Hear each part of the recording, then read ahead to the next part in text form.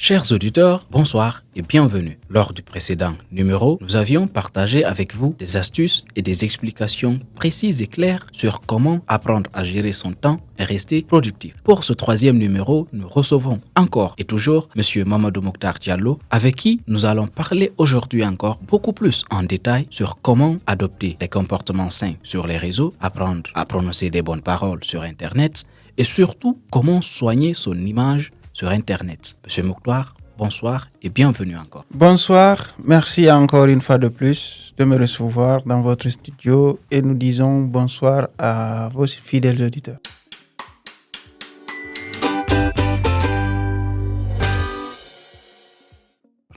Alors, Monsieur Mokhtar, aujourd'hui, si on fait un peu une lecture de comment ça se passe sur les réseaux sociaux, nous voyons parfois des contenus vraiment fâcheux, des contenus qui énervent, des commentaires blessants. On comprend un peu qu'il y a peut-être un manque de respect, peut-être parce que les algorithmes ne corrigent pas cet aspect-là pour ces utilisateurs.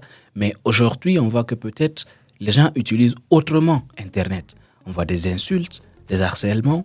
Pour vous, en tant que peut-être utilisateur accru des réseaux, comment faire vraiment pour adopter un respect total sur Internet et surtout soigner son image sur Internet? Merci pour cet autre numéro. Et là, on est en train de parler en fait de gérer sa réputation sur Internet. Ouais. Et je pense qu'on va dire d'abord le pourquoi il faut gérer sa réputation sur Internet. Il faut savoir que sur Internet, nous accédons à tous les renseignements que nous voulons. Donc c'est pourquoi il faut faire très attention de ne pas commettre certaines erreurs.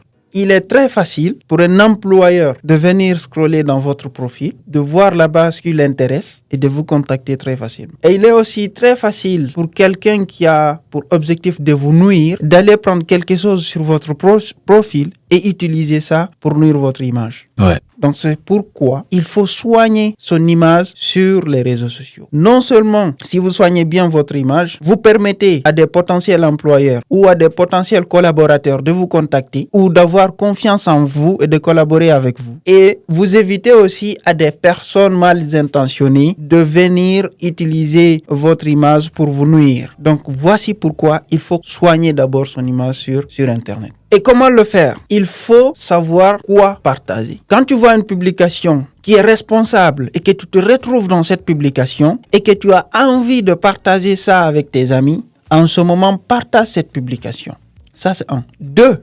Si tu as envie toi-même de faire une publication, il faut d'abord commencer par soigner la photo ou l'image que tu dois partager. C'est une photo qui ne contient pas des informations sensibles te concernant ou concernant d'autres personnes. Et ce que tu vas écrire comme légende sur cette publication, commencez par dire la vérité, ne pas mentir pour nuire quelqu'un ou pour nuire ton image. Ne pas mettre en avant des injures, des discriminations ou tout autre message qui va nuire à une autre personne ou à votre propre personnalité. Donc, faire une publication responsable. Et si tu dois commenter une publication, il faut d'abord que tu comprends quoi? Que si tu as un centre d'intérêt en rapport avec cette publication, vas-y, tu fais un commentaire très responsable. Ce que tu n'aimerais pas que quelqu'un te dise, il ne faut pas le dire à quelqu'un. Là, ça te permet d'avoir une image, une bonne réputation. Ouais. Ça, c'est 2. Et 3, il faut donner les informations exactes te concernant sur ton profil. Mais je ne dis pas de partager des informations qui sont sensibles. D'abord, il faut commencer par donner son propre nom et prénom. En ce moment, quand quelqu'un va visiter ton profil, l'image qu'il va avoir de toi, c'est que tu es une personne responsable. Donc, c'est à partir de là que ça commence.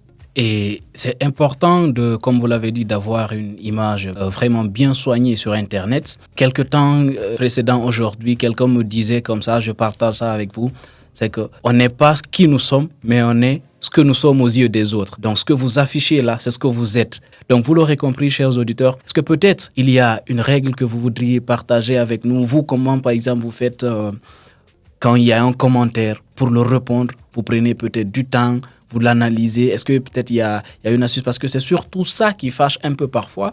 Vous allez voir sur les réseaux, les gens réagissent Et illico, quelqu'un d'autre aussi vient réagir. Bon, sur cet aspect-là, les commentaires, c'est que moi je fais, quand je vois une publication qui m'intéresse, j'entre d'abord dans les commentaires, histoire de voir l'avis de tout un chacun sur la publication. Et s'il se trouve que je partage les mêmes avis dans les commentaires, je vois que quelqu'un d'autre peut-être a avancé l'idée que moi je voulais avancer, moi je ne vais pas commenter cette publication. Mais s'il se trouve que je scrolle les commentaires, le peu de commentaires que je vois, et si je ne retrouve pas ce que j'ai envie d'écrire sous cette publication, en ce moment j'écris mon commentaire et je partage. Mais si toutefois quelqu'un vient par après aussi répondre à mon commentaire pour m'insulter, il faut savoir que je ne réponds pas à ces genres de commentaires. On a dit lors du premier numéro que chacun utilise les réseaux sociaux selon son image en fait. Alors, vous l'aurez compris, soigner son image en ligne, c'est vraiment prendre le temps de lire, analyser avant de répondre. C'est vraiment écrire des discours non haineux, des discours qui ne discriminent pas. C'est vraiment partager des posts qui ne nuisent pas à quelqu'un d'autre. Soigner son image, c'est aussi préserver l'image de celui-là qui vous suit sur Internet. Monsieur Mokhtar, c'est la fin de je crois, ce troisième podcast. Je crois que c'est le troisième numéro.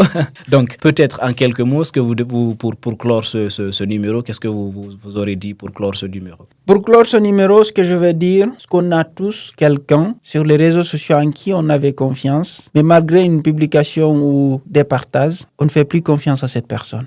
Ouais. Parce que tout simplement, la personne n'a pas fait attention à ce qu'il faisait sur les réseaux. Donc, l'image de cette personne que vous avez dans votre tête, dites-vous que si vous faites une publication mensongère ou une publication qui met en avant des injures ou qui discrimine quelqu'un d'autre, une autre personne va avoir une mauvaise image de vous. Ouais.